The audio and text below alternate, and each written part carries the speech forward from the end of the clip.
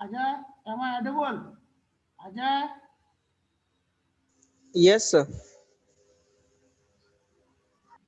अच्छा, तो आज जो है सिर्फ computer science and engineering branch का ही जो है फिजिक्स है, दूसरा किसी का नहीं है। और अभी तक जो है सीएससी ब्रांच से सिर्फ 42 I think total number of student in CSC branch just is 43। अब 43 में मेरा आया है अभी तक 11। ये पुअर ये हो रहा है अटेंडेंस। इतना लेट क्यों होता है? हम इतना पहले ये लिंक भेजते हैं लेकिन फिर भी इतना देरी हो जा रहा है। अभी क्या है कि इंटरनल एग्जाम का जो वाइवा होगा आज नहीं है लेकिन होने वाला है, तो उसका तो बताना होगा ना कौन सा आ रहा है, कौन सा क्वेश्चन किस तरह से पूछा जाएगा। तो अच्छा, दूसरा बात ये है फर्स्ट हाफ में अजय मनोज सर का क्लास हुआ था। Ajay, Yes, sir. Yes, Manoj sir. Sir हुआ का था. क्लास हुआ था ना? Yes, sir. तो लिंक में जब हम लोग भेजते हैं, जब तुम लोगों के पास रूटीन अवेलेबल है, तो आज जब सीएससी इलेक्ट्रिकल और इसी ब्रांच का फर्स्ट हाफ में मनोज सर का क्लास था, तो हमारे में कुछ स्टूडेंट घुस गया सीएससी ब्रांच का।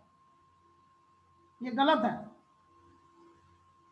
इसमें मेरा अटेंडेंस बन जाने से नहीं होगा ना, मनोज सर में भी तो अटेंडेंस चाहिए। मनोज सर का अटेंडेंस वो अपना हिसाब से काउंट करेंगे।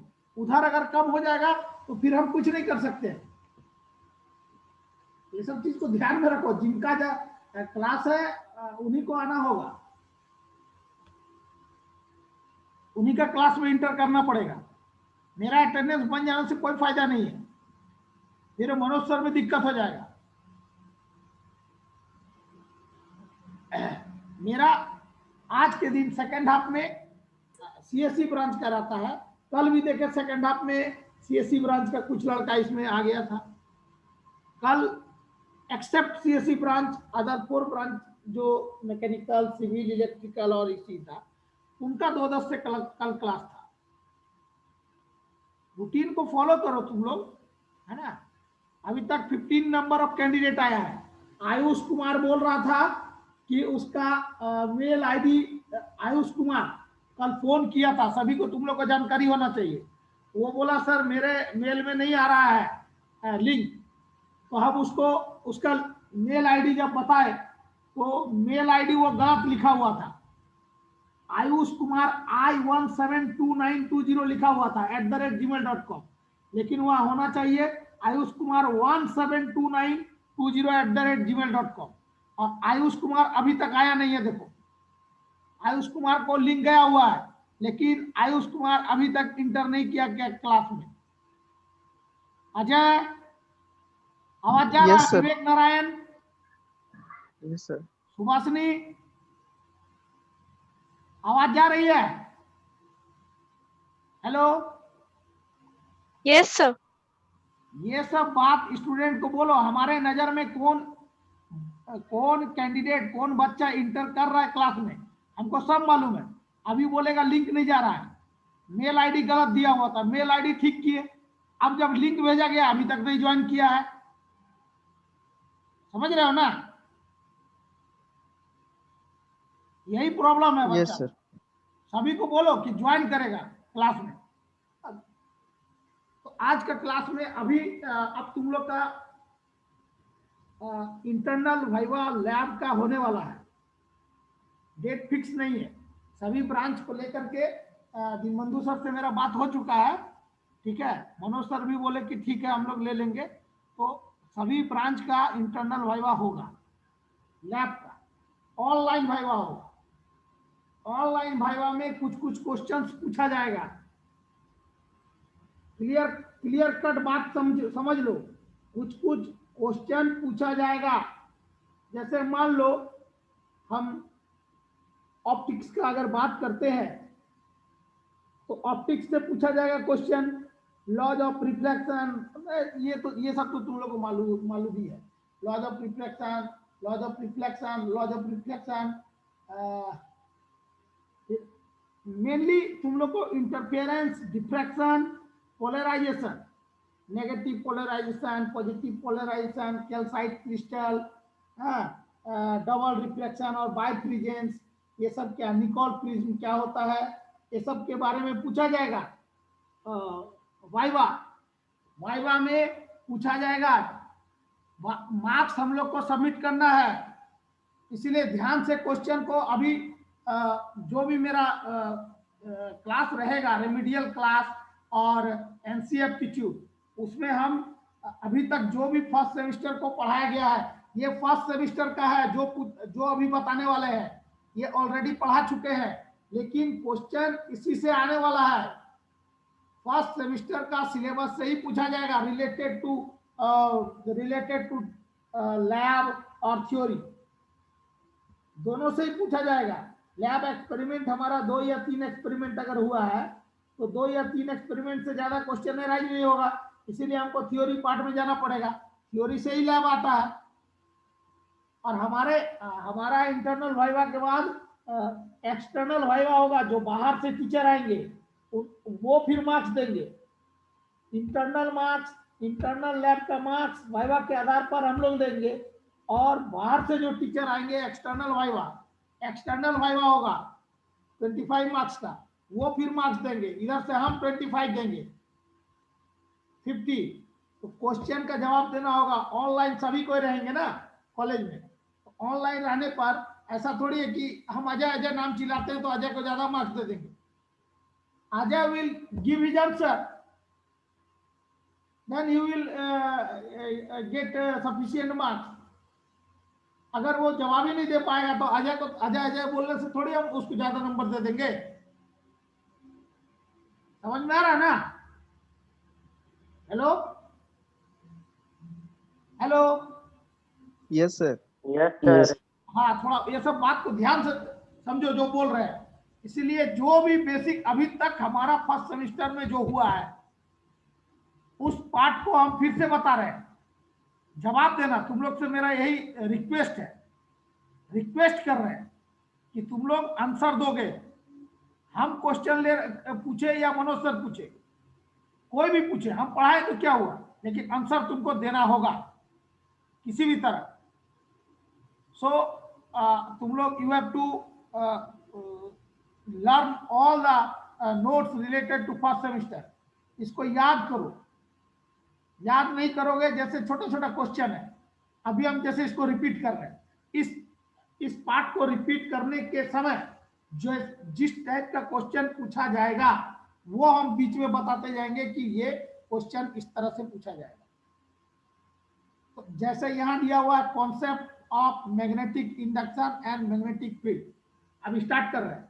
Concept of magnetic induction and magnetic field, या बोला जा सकता है what do you mean by magnetic induction और magnetic field and magnetic field. तो या ये लाइन तो हम लोग ऊपर में लिख दिए है, the space around a magnet और current carrying conductor in which magnetic effective perceptible. अगर कोई मैग्नेट को कहीं स्पेस में रखते हैं तो उस मैग्नेट का आपका इफेक्ट होगा, उसको बोल रहे हैं मैग्नेटिक फील्ड। अब मान लेते हैं कि ये इस पॉइंट पर क्रसर को ध्यान दो, ये मूविंग चार्ज यहां पर है, मूविंग चार्ज पार्टिकल यहां पर है, और चार्ज पार्टिकल में जो चार्ज है वो Q है। तो जब पूरा हिंदी में बोल रहे हैं, पूरा अच्छा से समझोगे, क्योंकि बहुत सारे बच्चे को इंग्लिश में दिक्कत हो रहा है, जैसा हमको टेलीफोनिक जो डिस्कशन हो रहा है उससे पता चल रहा, तो हिंदी में भी ये जानकारी रखना पड़ेगा, क्योंकि क्वेश्चन का आंसर हिंदी में दो इंग्लिश में दो कोई मैटर नहीं है, लेकिन क्वेश्चन का आंसर देना होगा सही।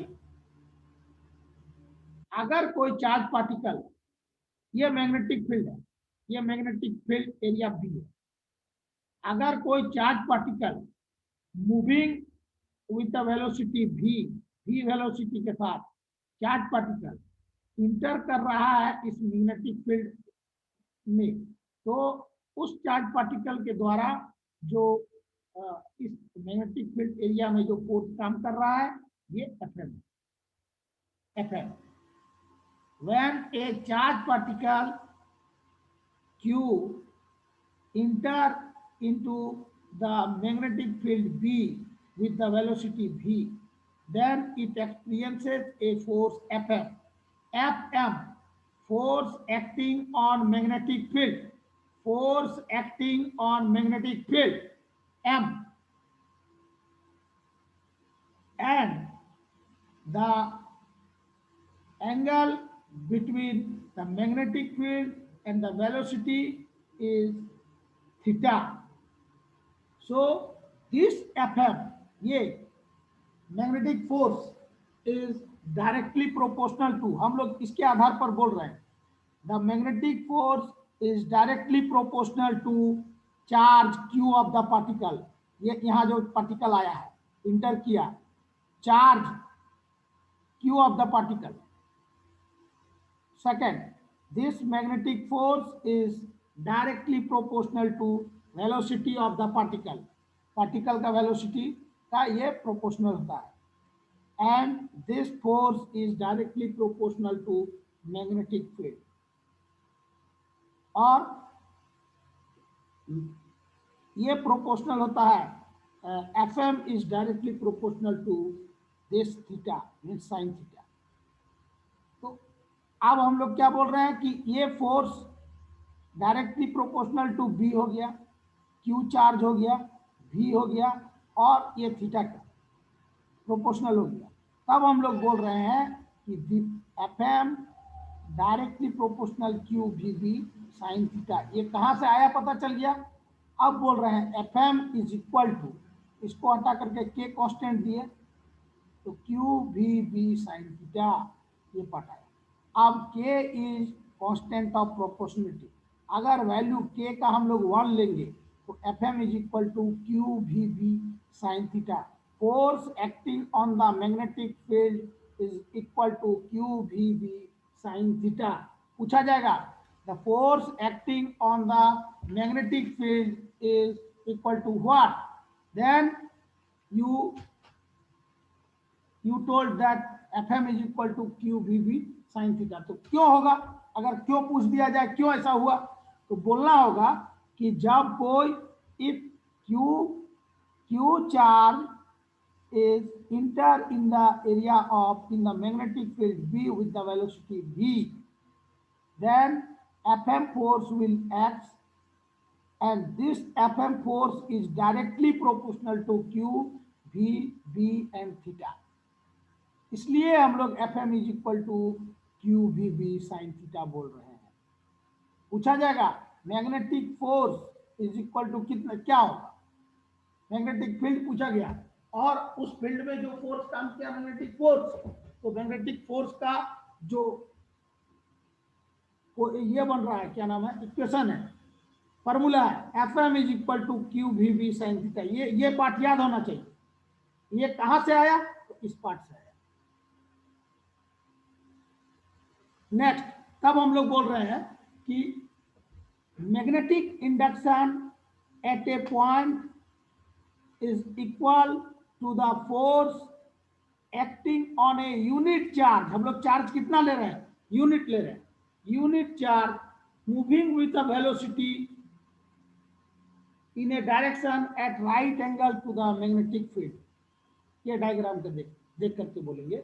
मैग्नेटिक इंडक्शन का definition, magnetic induction at, magnetic induction B है ना, मैग्नेटिक इंडक्शन इस डायग्राम में भी दिखा रहे, at a point is equal to the force acting on unit charge moving with the velocity v in a direction at right angle to the magnetic field. यह हो गया मैग्नेटिक इंडक्शन। अब magnetic induction का unit क्या होगा, तो unit SI system में magnetic induction का यूनिट होता है टेस्ला। याद रखोगे सर, यूनिट डायमेंशन याद रहना चाहिए। यूनिट डायमेंशन, हर फिजिक्स में कोई भी चीज पढ़ो, उसका यूनिट और डायमेंशन याद होना चाहिए। तो एसआई सिस्टम में मैग्नेटिक इंडक्शन का यूनिट होता है टेस्ला, टी टी टी। तो अब हम लोग टेस्ला का डिफिनेशन बाद में बोलेंगे, पहले हम लोग जानते हैं we know that Fm is equal to Q we B sine theta. Sine 90, यहाँ हम 90 डिग्री बोल रहे हैं, राइट एंगल, तो साइन 91, तो Fm is equal to Q we B. तो हम लोग को क्या निकालना है, unit of magnetic field, magnetic induction, यहाँ पर बी, ये बी कैलकुलेट करना है, बी का यूनिट। तो बी इज इक्वल टू हम लोग क्या बोलेंगे, F M by q B. अगर हम लोग F M force, magnetic force is equal to 1 newton अगर हम लोग सपोज मान रहे हैं, और charge Q is equal to 1 coulomb अगर ले रहे हैं, और चार्ज जिस वेलोसिटी के साथ मूव कर रहा है वो है 1 मीटर पर सेकेंड, तो एफ एम, क्यू और भी, इस सबका वैल्यू को इस equation B is equal to F M divided by q भी पर अगर पुट करेंगे, देन क्या लिखेंगे, B is equal to F M के जगह 1 डिवाइडेड बाई क्यू के जगह 1 इंटू भी के जगह 1, तो B is equal to 1 tesla. B is equal to 1 tesla. तो 1 टेस्ला हम लोग अब डिफिनेशन टेस्ला का क्या बोल रहे हैं, magnetic induction eight a point is, magnetic induction यहाँ का, यहाँ ये डिफिनेशन मैग्नेटिक इंडक्शन का है यहाँ पर, और टेस्ला का डिफिनेशन यहाँ पर है। तो जो चीज यहाँ पर लिखे हैं मैग्नेटिक इंडक्शन में, वही चीज वही लाइन को यहाँ पर लिखेंगे। तो magnetic induction eight a point is known to be 1 Tesla, known to be 1 Tesla। 1 Tesla तब बोल रहे हैं if charge of 1 coulomb moves with the velocity of 1 meter per second at right angle to the magnetic field, then it experiences a force of 1 Newton। Tesla magnetic induction किसी भी point का 1 Tesla हम तब बोल रहे हैं जब 1 coulomb का चार्ज 1 मीटर पर सेकेंड के आधार पर मूव कर रहा है और at the right angle to the direction of the magnetic field, right angle, तब इसके द्वारा, इस चार्ज के द्वारा जो फोर्स लग रहा है वो कितना लग रहा, 1 न्यूटन,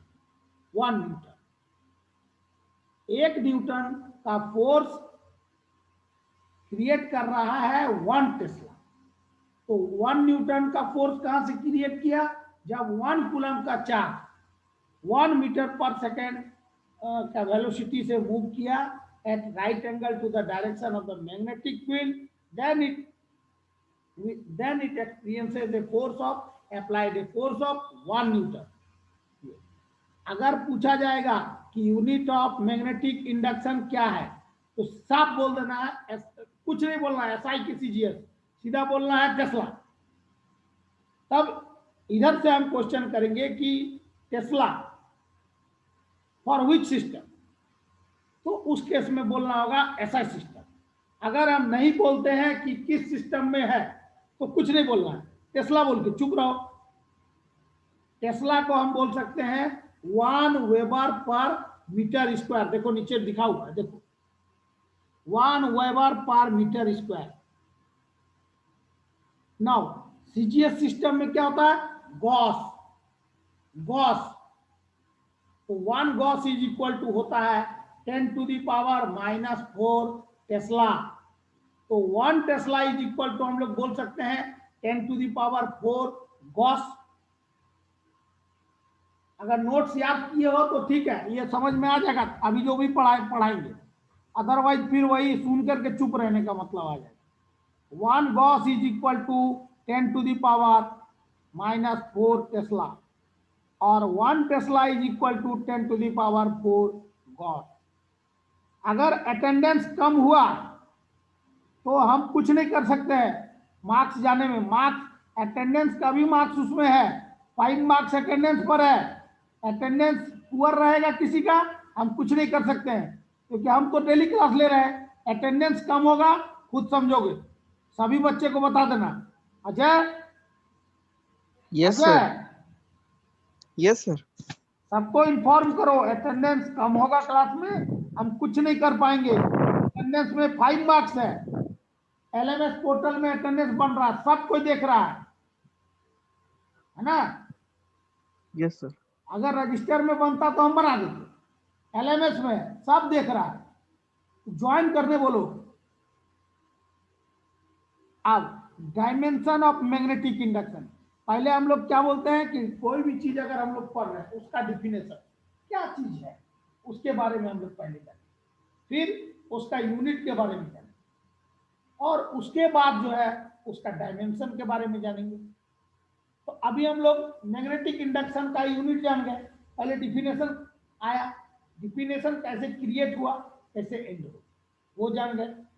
देन उसका यूनिट जाने, यूनिट का डिफिनेशन क्या होता है, मीन्स जो यूनिट में आया टेस्ला, उसका डिफिनेशन जान गए। अब हम लोग इसका डायमेंशन जानेंगे, मैग्नेटिक इंडक्शन का डायमेंशन। जो डायमेंशन निकालने नहीं जानते हो वो सीख लो। हम लोग B is equal to F M by q भी बोलते हैं, F M is equal to q v q into v into B, तो मैग्नेटिक इंडक्शन B है, तो B is equal to F M by q into B.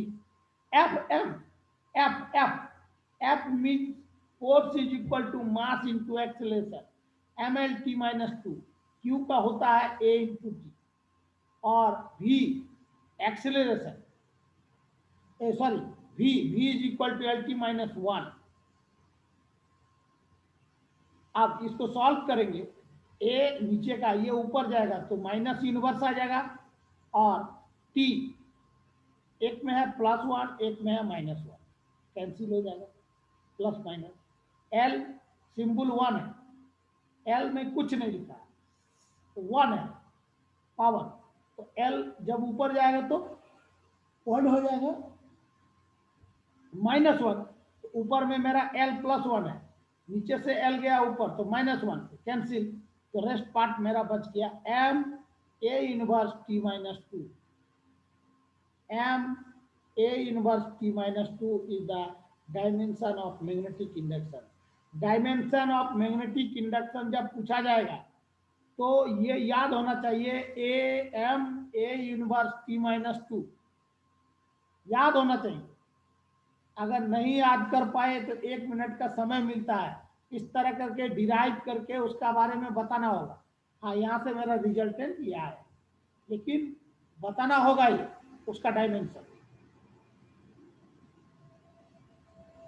Next magnetic flux, ये diagram, तो magnetic flux हम लोग को मालूम ही है कि magnetic flux through a surface is said to be if the total number of magnetic lines of induction passing through the surface, ये होता है, ये तो हम लोग पढ़े हैं।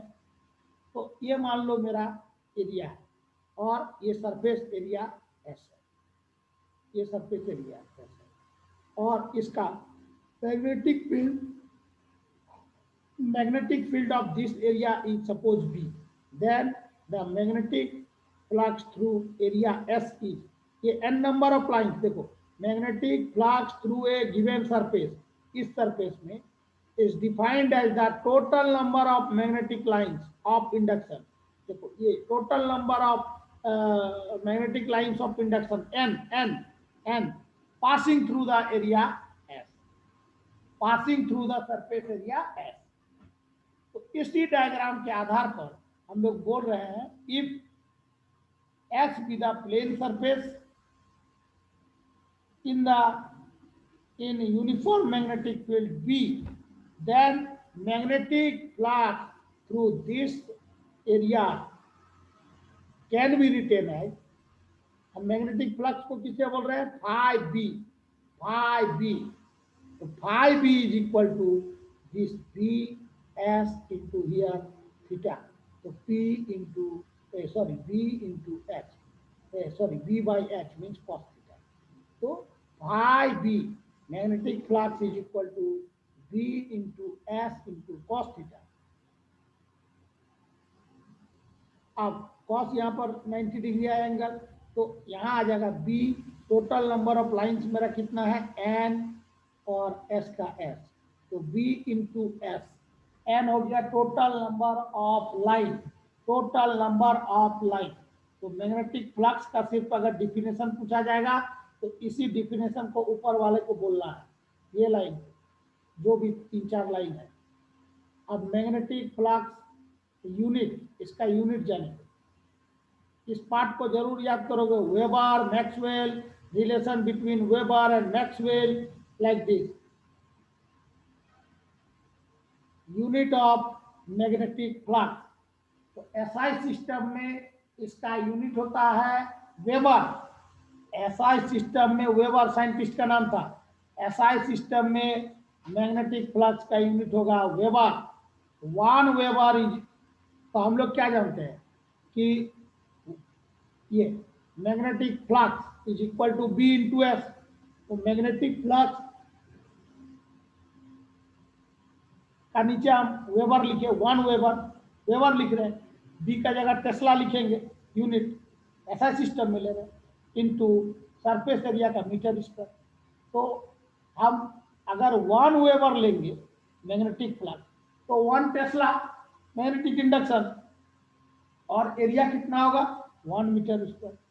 तब बोल रहे हैं 1 weber is equal to 1 tesla into 1 metre square. Now, in CGS system, the unit of magnetic flux is Maxwell. Maxwell, याद रखना Maxwell।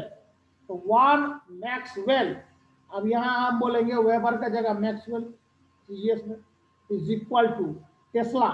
टेस्ला होता था SI सिस्टम में मैग्नेटिक इंडक्शन का यूनिट, यहाँ पर हमारा CGS सिस्टम में क्या बोले थे, gauss. 1 gauss is equal to 10 minus tesla, gauss word आया था।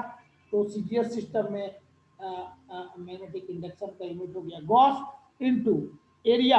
एरिया मेरा सरफेस एरिया क्या है सीजीएस सिस्टम में, वहां पर मेरा मीटर था, अभी क्या बोलेंगे सेंटीमीटर स्क्वायर। तो 1 maxwell is equal to 1 gauss into 1 centimetre square. अगर एक गॉस हमारा मैग्नेटिक इंडक्शन 1 लिए है और 1 गॉस अपग्रेड कर रहे हैं, इसके बाद फिर एक क्लास होगा, इसी लिंक में क्लास होगा। 1 गॉस अगर आप मैग्नेटिक इंडक्शन ले रहे हैं और एरिया 1 सेंटीमीटर स्क्वायर ले रहे हैं, तो सीजीएस सिस्टम में ये कितना आ जाएगा मैग्नेटिक फ्लक्स 1 मैक्सवेल। तो यूनिट ऑफ मैग्नेटिक फ्लक्स हो गया वेबर एसआई सिस्टम में, और सीजीएस सिस्टम में मैक्सवेल। इधर यूनिट हो गया मैग्नेटिक इंडक्शन का, एसआई सिस्टम में टेस्ला, सीजीएस सिस्टम में गॉस। याद रखना है dimension of magnetic induction M A inverse T minus 2। इसी तरह हम रिलेशन बिटवीन, अभी यूनिट डायमेंशन में नहीं जा रहा, अब रिलेशन बिटवीन, यहाँ वेबर बोल रहे हैं और यहाँ पर बोल रहे हैं मैक्सवेल। वेबर और मैक्सवेल दोनों में क्या रिलेशन, एसआई सिस्टम दोनों ही यूनिट है, both are the unit of magnetic flux, but one is in SI system and another is in CGS system. So we know that 1 Weber is equal to 1 Tesla into 1 meter square. ये होता है, देखो तो magnetic flux 1 magnetic flux का unit SI system में weber है, तो 1 weber is equal to हम लोग बोल रहे हैं 1 Tesla magnetic induction, the product the multiplication of 1 Tesla and 1 meter square is said to be 1 Weber. So 1 Weber is equal to 1 Tesla into 1 meter square. अब 1 Tesla is equal to हम लोग बोलते हैं यहाँ 10 to the power 4 गॉस, देखो ये word आया है, 1 Tesla is equal to 10 to the power 4 Gauss. तो ठीक हम 1 टेस्ला के ठीक जस्ट नीचे देखो लिखे हैं 10⁴ गॉस, इंटू का इंटू 1 मीटर स्क्वायर, ये क्या हो जाएगा सेंटीमीटर में करेंगे तो 10⁴ सेंटीमीटर स्क्वायर, सेंटीमीटर स्क्वायर। अब यहाँ 10⁴ गॉस इंटू 10⁴ सेंटीमीटर स्क्वायर, तो 10⁸ आ जाएगा, पावर ऐड होगा मल्टीप्लाई नहीं, पावर ऐड 10⁴ और इधर है 10⁴ 10⁸ गॉस इंटू सेंटीमीटर, यहाँ देखो gauss into centimetre is equal to क्या होता है मैक्सवेल, ये गॉस इंटू सेंटीमीटर का जगह लिख दिए मैक्सवेल। तो relation between weber and Maxwell ये नहीं पूछेंगे, लेकिन ये जानकारी के लिए बोला गया 1 weber is equal to 10⁸ maxwell, 1 weber is equal to SI system से सीजीएस सिस्टम को मैग्नेटिक फ्लक्स का जो यूनिट है एसआई सिस्टम में उसका रिलेशन हम सीजीएस सिस्टम से जब बोल रहे हैं तो 1 weber is equal to 10⁸ maxwell. Next dimension of magnetic flux, dimension of magnetic flux, magnetic flux हम लोग बोलते हैं phi is equal to B into S, देखो यहाँ पर लिखा हुआ phi B is equal to B into S. तो बी का हम लोग जानते हैं मैग्नेटिक इंडक्शन, यहाँ पर हम लोग निकाले हैं देखो M A inverse T minus two, M A inverse T minus two, तो ठीक बी के नीचे हम लिखेंगे M A inverse T minus two into S, S means area L square, M L square A inverse T minus two, dimension of magnetic flux M L square A inverse T minus two, dimension of magnetic induction M A inverse T minus two, दोनों में difference समझ लो, dimension of magnetic induction M A inverse T minus two और dimension of magnetic flux M L square A inverse T minus two, L square यहाँ आ गया extra, बात बाकी same है। कैसे आया ये चीज को समझना होगा, पहले मैग्नेटिक इंडक्शन का हम लोग डायमेंशन निकाले, मैग्नेटिक इंडक्शन मान लो डायरेक्ट अगर हम लोग निकालना चाहते हैं, हम लोग मैग्नेटिक को डायरेक्ट अगर निकालेंगे तो magnetic flux is equal to B into S, B का फिर हम लोग कैलकुलेट करेंगे, बी बी का कैसे किया गया है, तो बी जैसे हम लोग कैलकुलेट करके निकाले हैं, बी निकालने के बाद मीन्स वहां से एफ एम बी के जगह क्या करेंगे F M by q into B, तो एफ एम के वैल्यू को डायमेंशन को वहां लिखेंगे, क्यू और भी का लिखेंगे, कैलकुलेट करके मेरा बी का वैल्यू आएगा मैग्नेटिक इंडक्शन का, and that value is put in this equation means I B is equal to B to S, in place of B we can write the dimension of B means M A inverse T minus 2 into S area L square, अब इसको solve किए तो M L square A inverse T minus 2, तो question magnet ज्यादा मत समझो, ज्यादा मत जानो, लेकिन समझना बहुत जरूरी है क्योंकि यही चीज को पूछा जाएगा।